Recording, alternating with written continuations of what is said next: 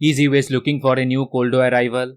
Are they going to choose the China as their new Cold War rival because the things are moving that way? In today's time, we are witnessing US-China semiconductor war, which is getting uglier every single day.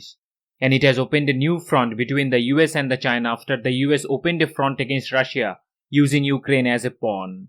Now what is US-China semiconductor war? Why it is so important in today's time to discuss? And today in this topic, we will going to discuss this scenario elaborately, because it will going to reshape the world economy and the world geopolitics. The world geopolitics has already been reshaped by the Russia's special military operation against Ukraine, and it is the time for the world economy to change, for the change in the good way.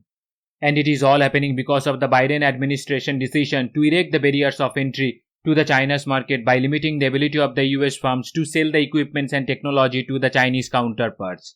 After the restriction, US Commerce Department said that it will vastly expand this campaign to deny the advanced semiconductors and other critical technologies to China. The new restriction, which will be fully implemented as soon as October 21. According to me, this is simply a plan by the US government to cut the Chinese companies off from the US industry expertise. Because according to the new measures, it will going to block the sales of semiconductor vital for the development of artificial intelligence, supercomputers and other critical technologies. This will also prohibit the US companies to sell the advanced chip to China for making its own advanced chip. Such chips not only are vital to the latest weaponry but also have a broader commercial applications from the healthcare to the autonomous vehicles. It will not only block the semiconductor sales, it will also block the US companies and citizens from working with these Chinese citizens or the Chinese entities, those who are working on the advanced semiconductor design. It will definitely hurt the Chinese interest in their semiconductor dream. It will going to cut the Chinese ability to make or acquire logic chips below the 14 nanometers node. It is well above the current leading edge capabilities of 5 nanometers or less, because the smaller the node, more advanced the chip. So, the US is trying to block the Chinese entry into the advanced nanometer chips. The US companies like Nvidia and the advanced micro devices that produces the high capability chips have been notified in advance about the commercial restrictions what the US government have came up with. The other companies that make the equipments for the fabrications of such chips also been notified in advance. So US is really concerned about the China's economical rise, and to contain China economically, that has been started since the Trump administration. This is just an extension of the previous government. This is the Biden administration who are trying to replicate the Trump government. But the China's largest chipmaker, the Semiconductor Manufacturing International Corporation, had started shipping 7 nanometer semiconductors since August 2022. The 7 nanometer semiconductor chip is just one generation behind the most advanced chips fabrications in Taiwan and South Korea. You know, the US has blocked SMIC from acquiring the most advanced lithography equipment, but they developed it by using their less efficient technology. So doesn't it look like a Cold War? After witnessing all this, the US will say that we are not moving towards the Cold War. According to me, we are already in the Cold War mode, because that was how the Cold War started after 1945 between the United States and the Soviet Union. The Cold War was not an actual war. It was not a fight between the planes, missile or bombs, something which we are seeing in the Ukraine. It was a purely economical fight between the West and the East. Because during the Cold War, the United States and its allies developed a comprehensive export control system aimed at restricting the sales of the advanced technologies to the Soviet Union. Technologies such as computers, telecommunications gear, machine tools to the Soviet Union and its ally. In particular, the machine tools used for making everything from the simple automotive parts to the advanced aerospace components. Those equipment necessary for the 20th century industrial economy as the semiconductor fabrication equipment is for today's. So it is simply a 21st century economical war between the West and the East, like they did with the Soviet Union in 28th century. The Western countries' main aim during that time was to restrict the Soviet access to the dual-use technologies with both commercial and the military applications.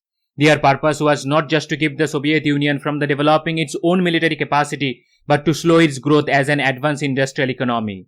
Basically, in that case, they were trying to cripple the Soviet businesses. Like in today's time, they restricted Huawei, the Chinese telecom giant, to buy the high-end semiconductor chips from US and the European companies. And the US is very serious to restrict the chip sales to China. Because of that, the United States passed the Chips and the Science Act. By using that act, US has already denied the sale of the Western technologies which it currently needs for its own technological advancement. But look, this is not the era of the Cold War. I think this will going to hurt the United States more than the China.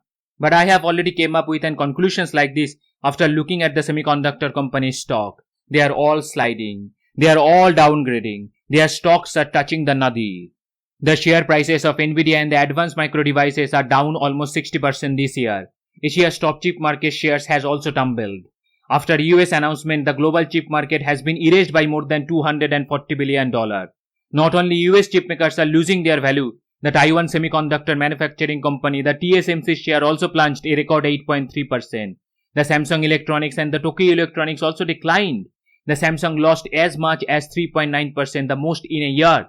The South Korea's SK Hynix, the one of the world's largest makers of the memory chips that has the facilities in China, is the part of the supply network that sends the component around the world. Its share also slides 3.5% before pairing losses. The Qualcomm Inc. and the Texas Instrument Inc.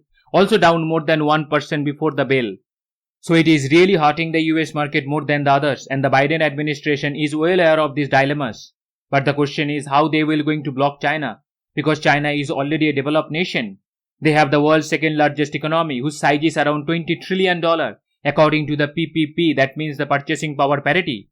How they will going to counter them, because China is the part of the global supply chain. If China will be cut off from the global supply chain, then the whole world will suffer, including the United States and the other Western countries. In my view, they have to replace China with India, because India is a democracy, not an authoritarian state, where the law and order is impeccable and transparent. If the United States really wants to counter China and promote the democracy, then they have to promote India in a positive way. So India is the only solution through which US will come out of this present dilemma. So in conclusion, I have reached some questions, knowing the inevitable truth. And the questions are, why the US is not promoting India the way they promote China after 1980s? What are they afraid of? Are they afraid of the India's pure intellectual base? I hope all of you would like to mail me your answer to my email address, which is tuhin.pawar.academy@gmail.com. Thank you very much. Thank you for your support. I hope you will going to find my topic informative.